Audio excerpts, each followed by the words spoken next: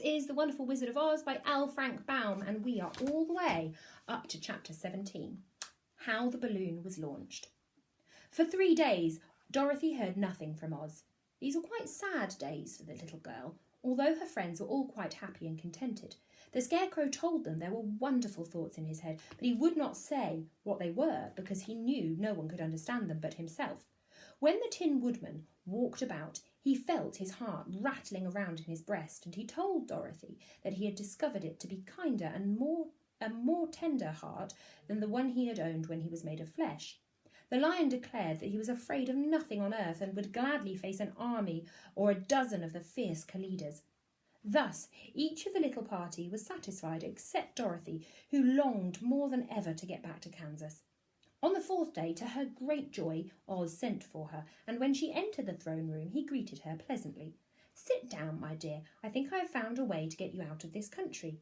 "And back to Kansas?" she asked eagerly.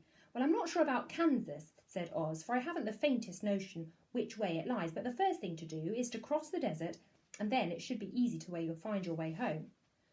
"How can I cross the desert?" she inquired. "Well, I'll tell you what I think," said the little man. "You see, when I came to this country, it was in a balloon. You also came through the air, being carried by a cyclone, so I believe the best way to get across the desert will be through the air.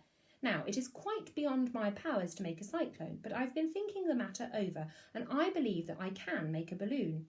"How?" asked Dorothy. "A balloon," said Oz, "is made of silk, which is coated with glue to keep the gas inside. I have plenty of silk in the palace, so it will be no trouble to make the balloon, but in all this country there is no gas to fill the balloon with to make it float." "If it won't float," remarked Dorothy, "it will be of no use to us."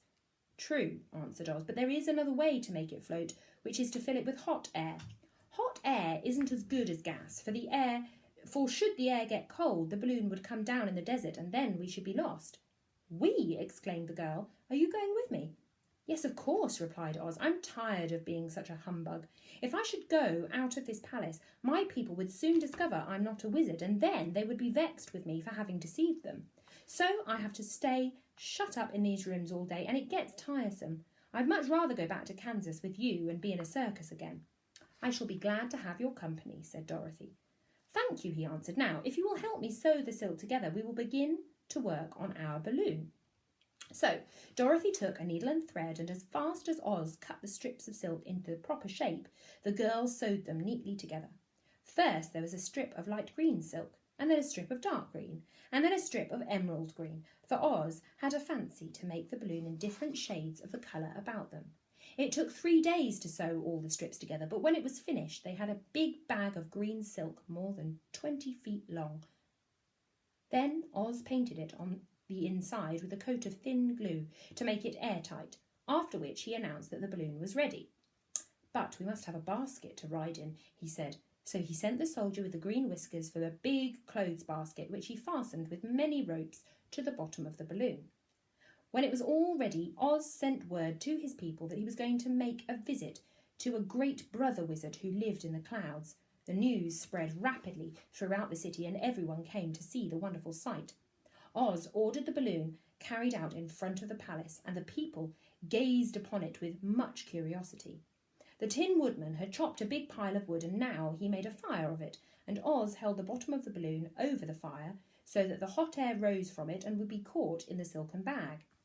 Gradually the balloon swelled out and rose into the air until finally the basket just touched the ground. Then Oz got into the basket and said to all the people in a loud voice, "I am now going away to make a visit. While I am gone, the Scarecrow will rule over you. I command you to obey him as you would obey me."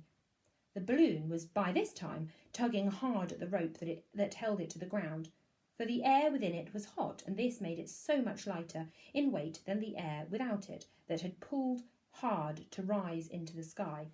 "Come, Dorothy," cried the wizard, "hurry up or the balloon will fly away." "I can't find Toto anywhere," replied Dorothy, who did not wish to leave her little dog behind. Toto had run into the crowd to bark at a kitten, and Dorothy at last found him. She picked him up and ran towards the balloon.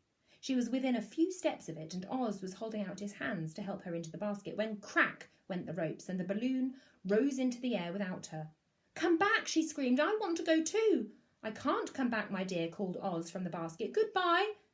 "Goodbye!" shouted everyone, and all their eyes were turned upwards to where the wizard was riding in the basket, rising every moment farther and farther into the sky. And that was the last any of them ever saw of Oz, the wonderful wizard.